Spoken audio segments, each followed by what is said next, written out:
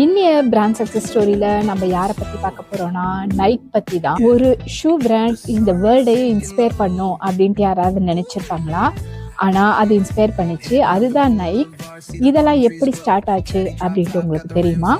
1964ல fill நைட்ன்ற struggling ரன்னரும் bill Bowerman அப்படின்ற passionate கோச்சும் சேர்ந்து ஒரு கேள்வி கேட்டாங்க. ஒரு சிம்பிளான கேள்வி. அது என்னன்னா, ஓடுறவங்க இன்னும் பெட்டராக எப்படி ஓட முடியும், அதுக்கு எந்த ஷூ ஹெல்ப் பண்ணும் அப்படின்னு சொல்லிட்டு ஒரு சிம்பிளான கொஸ்டின் அவங்களோட ஐடியாவுக்கு வந்துச்சு. இந்த கேள்வி தான் இன்னைய நைக்கோட $1 பில்லியன் கம்பெனியோட ஒரு ஸ்டார்டிங் பாயிண்ட்னே சொல்லலாம். 1971ல அவங்களோட பிராண்டுக்கு ஒரு கிரீக் லக்கி ஏஞ்சலோட நேமை சூஸ் பண்ணாங்க. அதுதான் நைக்.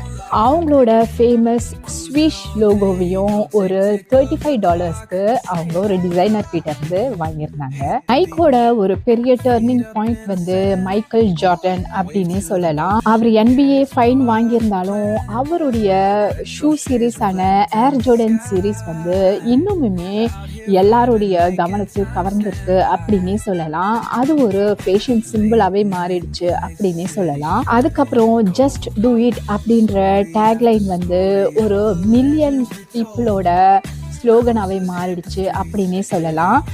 நைக்குன்றது வெறும் ஃபேஷன் மட்டும் இல்லை, அது ஒரு ட்ரீம், அது ஒரு டிசையர், அது ஒரு டிசிப்ளின் அப்படின்ற மாதிரி அவங்க நைக் பிராண்டை எடுத்துட்டு வந்திருந்தாங்க. நைக் சக்ஸஸ் ஸ்டோரி உங்களுக்கு ரொம்பவுமே இன்ஸ்பயர் ஆயிருந்ததுன்னா கமெண்ட் பாக்ஸில் ஜஸ்ட் டூ இட் அப்படின்னு டைப் பண்ணுங்க.